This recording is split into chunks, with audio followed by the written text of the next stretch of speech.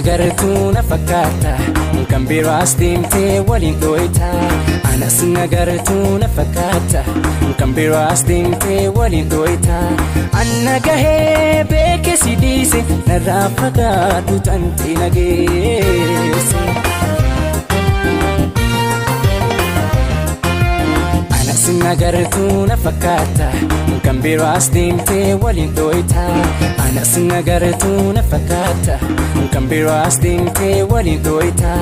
Anna gahee beeke si dhiise narraa fagaadhu tantee nageesse.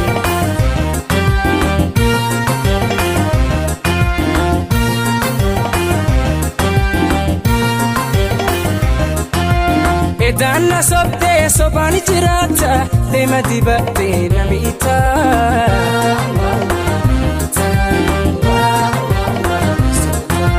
Kijimni kan kee dhugaa fakkaata yemmuu haasoytu ni dhooyta.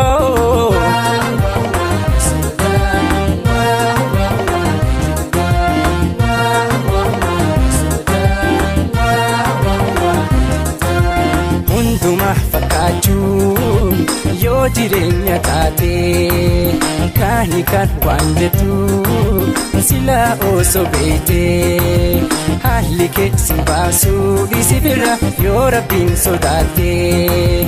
Hojii tantee beekeera sin barbaadu agarra kakka keetii si faahiruu deemi biraa. Hojii tantee beekeera sin barbaadu agarra kakka keetii si faahiruu deemi biraa.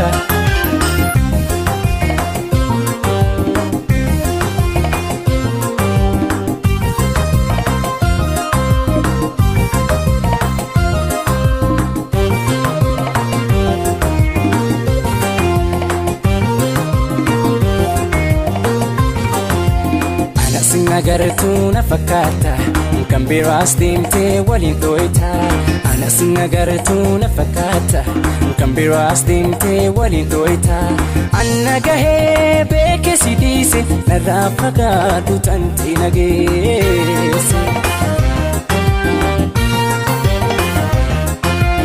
Anas nagartuu na fakkaata kan biraas deemtee waliin dhooyta. Anas nagartuu na fakkaata kan biraas deemtee waliin dhooyta. Anna gahee beeke si dhiise narraa fagaadhu tantee nageesse.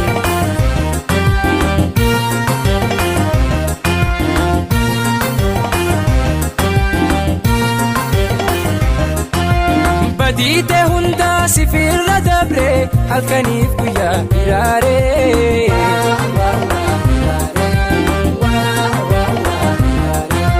Bifaaf qabeenya namaa yoo laatte hunduuni dabraa subeeytee.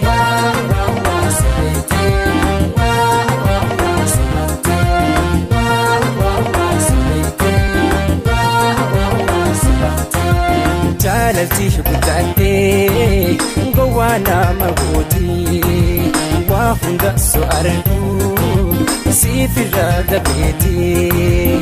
Amma obsu obsee boontuutiya obsaan miidhameetee. Badii tantee si dhiisee deemi firra nageessee. Rabbiin guddaan si haadhiisuu si eebbisee. Badii tantee si dhiisee deemi firra nageessee. Rabbiin guddaan si haadhiisuu si eebbisee.